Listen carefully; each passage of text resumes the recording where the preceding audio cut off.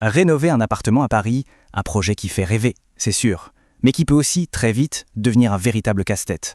Entre les démarches, le budget, le choix des artisans, il y a vraiment de quoi se sentir un peu dépassé. Mais pas de panique. Avec une bonne méthode, c'est un projet tout à fait réalisable. La première question, c'est presque toujours la même. Par où commencer? Eh bien, l'objectif ici, c'est justement de fournir une feuille de route claire, étape par étape, pour transformer ce qui ressemble à un défi en une véritable réussite. Alors, voici le parcours qu'on va suivre ensemble. On va couvrir 5 étapes clés. D'abord, planifier. Ensuite, budgétiser. Puis, obtenir les autorisations, exécuter bien sûr, et enfin, piloter le chantier. C'est une structure logique pour ne vraiment rien laisser au hasard. Allez, on plonge tout de suite dans le vif du sujet avec la première étape, qui est sans doute la plus importante, la planification. C'est vraiment le moment de définir avec précision la nature et l'ampleur des travaux. Alors justement, est-ce qu'on parle d'un simple rafraîchissement ou d'une transformation en profondeur? Une rénovation légère, elle, va se concentrer sur l'esthétique, la peinture, les sols. C'est plus rapide et logiquement plus abordable. À l'inverse, une rénovation lourde, ça touche à la structure même de l'appartement. Les murs porteurs, la refonte complète de l'électricité ou de la plomberie. Et là, bien sûr, ça implique une toute autre organisation et un budget bien plus conséquent. Et dans quel ordre est-ce qu'on procède? La règle d'or est assez simple. On commence toujours par les fondations. La structure d'abord. C'est la base de tout. Ensuite, on s'attaque à tout ce qui est fonctionnel. Les mises aux normes électriques, la plomberie, l'isolation. C'est essentiel pour la sécurité et le confort. L'esthétique et les finitions, même si c'est souvent la partie la plus excitante, ça n'arrive qu'à la toute fin du parcours. On passe maintenant au sujet qui parfois fâche un peu, mais qui est absolument central, le budget. Avoir une estimation qui soit réaliste des coûts, c'est vraiment la clé pour éviter les mauvaises surprises. Alors, pour une rénovation légère, un rafraîchissement comme un coup de peinture ou un changement de sol, il faut compter entre 250 et 900 euros par mètre carré. C'est, on va dire, la fourchette de base pour redonner un vrai coup de neuf à un espace. Maintenant, si le projet inclut une remise à neuf de l'électricité, de la plomberie et peut-être le changement des fenêtres, là on bascule sur une rénovation complète. Et le budget se situe plutôt entre 900 et 1300 euros le mètre carré. Et enfin, pour les rénovations qu'on appelle lourdes, celles qui touchent aux murs porteurs ou qui réaménagent complètement les volumes, là le budget démarre à 1300 euros par mètre carré.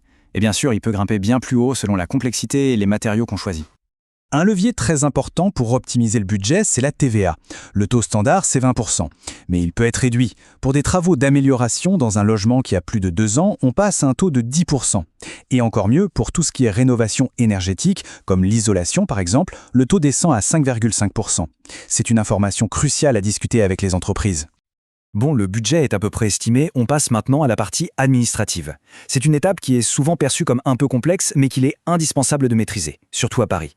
Dans la plupart des rénovations d'appartements, une simple déclaration préalable de travaux suffit.